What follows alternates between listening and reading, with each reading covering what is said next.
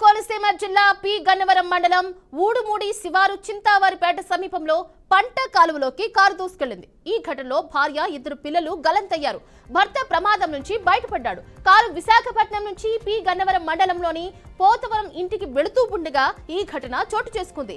ఘటన జరిగిన సమయంలో మహిళ డ్రైవింగ్ చేస్తున్నారు. తెల్లవారుజామున 3 గంటల సమయంలో ఈ ఘటన చోటు చేసుకుంది. స్థానికుల సమాచారంతో పోలీసులు ఘటనా స్థలానికి చేరుకుని సహాయక చర్యలు చేపట్టారు.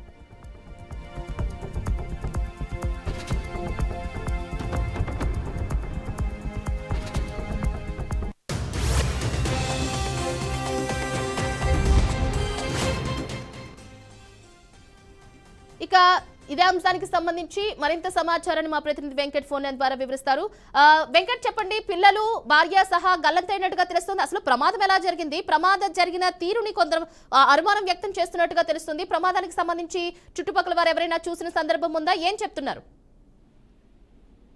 Thank you. పి గన్నవరం మండలం ఊడుమూడి వద్ద జరిగిన రోడ్డు ప్రమాదంలో ఒక కుటుంబానికి చెందిన ముగ్గురు అయితే పంట కాలంలో గల్లంతయ్యారు.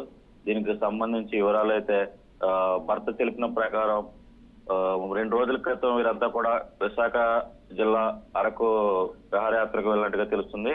వీరు తిరిగి వచ్చే క్రమంలో నిన్న రాత్రి ఈ రోజు తెల్లవారుజామున 3 గంటల సమయంలో ఈ ప్రమాదం జరిగినట్లు పోలీసులు ప్రాథమిక నిర్ధారణకు వచ్చారు.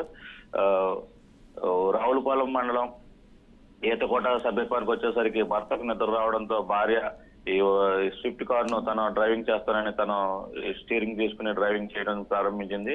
ఈ నేపథ్యంలోనే ఈతకోట మీదుగా పి గన్నవరం వచ్చే ప్రయత్నం చేశారు వీరు. ఈ సమయంలో ఊడుమూడి చింతవారిపేట సమీపానికి వచ్చినప్పుడు కారు ఒక్కసారిగా ఆమె కూడా నిద్రలోకి వెళ్లడంతో స్టీరింగ్ అదుపు తప్పి పంట కాలువలోకి దూసుకెళ్లిందని భర్త చెబుతున్న పరిస్థితి. అయితే ఈ క్రమంలోనే ఈ భార్య ఉమా, అదేవిధంగా కుమారులు మనోజ్, రిషి కూడా ఈ ప్రమాదంలో గల్లంతయ్యారు.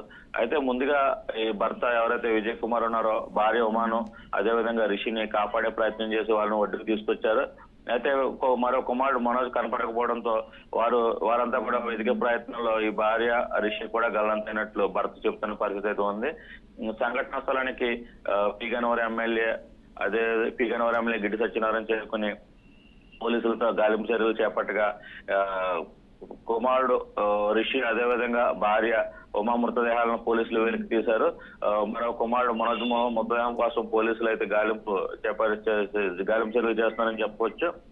మొత్తంగా చూసుకుంటే ఈ కోనసీమ వ్యాప్తంగా ఈ జరిగిన సంఘటన భారీ విషాదాన్ని చోటు చేసుకుందని చెప్పుకోవచ్చు.